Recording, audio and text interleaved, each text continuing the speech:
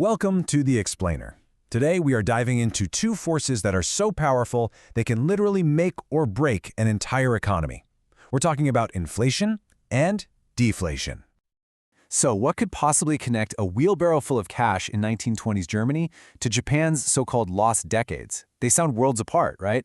But the answer, believe it or not, is the exact same thing. This constant, invisible tug-of-war between two opposing forces that are always messing with the value of your money. And those forces are, you guessed it, inflation and deflation. All right, so let's get right into it. To really understand what's going on, we've got to make sure we're all speaking the same language. Let's break down the basics. Okay, so on one hand, you've got inflation. This is the one we hear about all the time, right? It's when prices for just about everything start creeping up and your money's purchasing power, well, it goes down. Basically, every single dollar you have buys you a little bit less. Then, on the other side of the coin, you have deflation. This is the exact opposite. Prices actually start falling, and your money's purchasing power goes up. Each dollar buys more. Now that sounds great, doesn't it? Who wouldn't want things to get cheaper? But hold that thought because it's not nearly as simple as it seems. Yeah, because when these two forces get out of control, when they go to their absolute extremes, they can be completely catastrophic. I mean, we're talking about events that push entire societies to the brink. And history? Well, history has some pretty terrifying stories to tell. Let's look at what happened in Germany's Weimar Republic after World War I. The government had these massive war debts, and their solution was, well, just to print more money, a lot more money. And the result was complete chaos. The German mark became so worthless, people were literally using stacks of banknotes as wallpaper. Kids were building forts out of it. It was cheaper to burn cash for heat than to buy firewood. Just imagine, your entire life savings gone, wiped out practically overnight. And just look at this number. It's almost impossible to even wrap your head around it. By late 1923, it took more than 4 trillion marks to equal a single US dollar. 4 trillion! This wasn't just some abstract economic problem. This was a complete breakdown of society, and it created the perfect breeding ground for the political extremism that would follow. But here's the twist. The other extreme, the one that sounds good at first, can be just as devastating. This is what we saw during the Great Depression. It's called a deflationary spiral, and it works like this. Just think about it for a second. If you knew for sure that the price of that new car or that TV you want is going to be lower next month, what would you do? You'd wait, right? Of course you would. Well, now imagine everyone does that. Everyone stops spending. Demand just dries up. Companies can't sell their products, so they have to lay off workers, which means even fewer people are spending, and the whole economy just grinds to a dead stop. So the big question is, what actually causes these massive shifts in the first place? Well, a deflationary spiral usually gets kicked off by some kind of huge shock, like a major financial crisis. But the causes of inflation, they're a little more complicated. Generally, economists break down the causes of inflation into 3 main buckets. First, you have what's called demand-pull inflation. This is the classic textbook example. Too much money chasing too few goods. Pretty straightforward.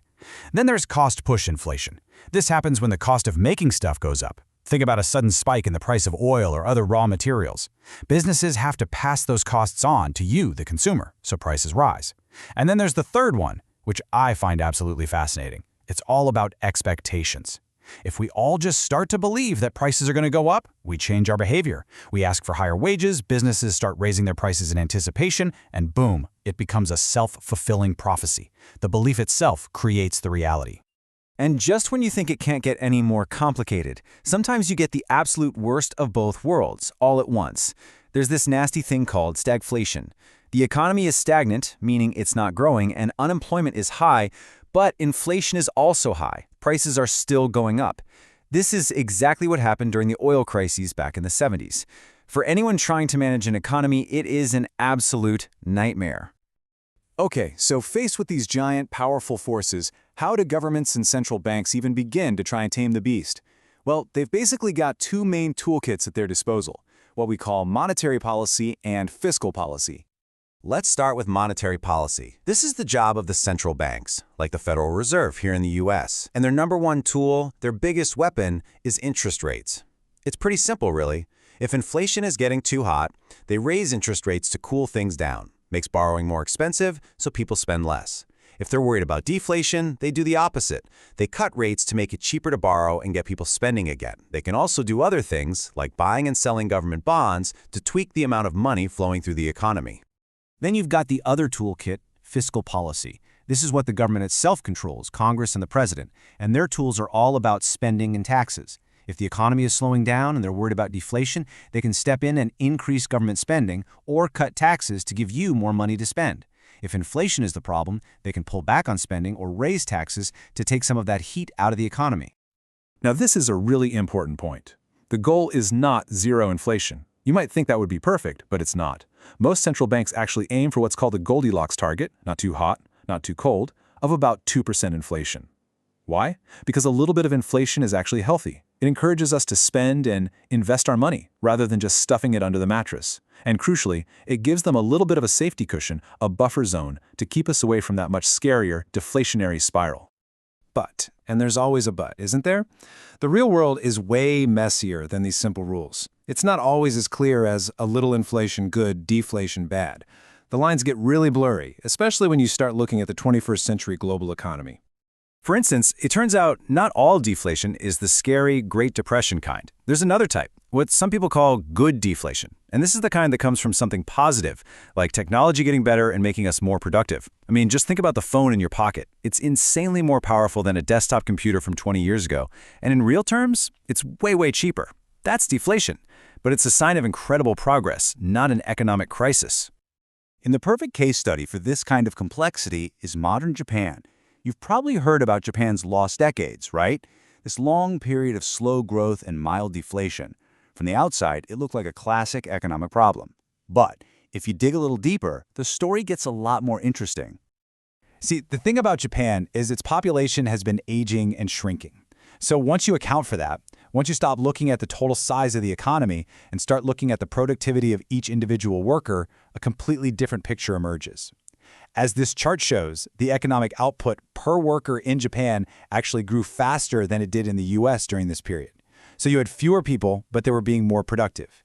It really makes you question that simple idea that any kind of deflation is automatically a disaster.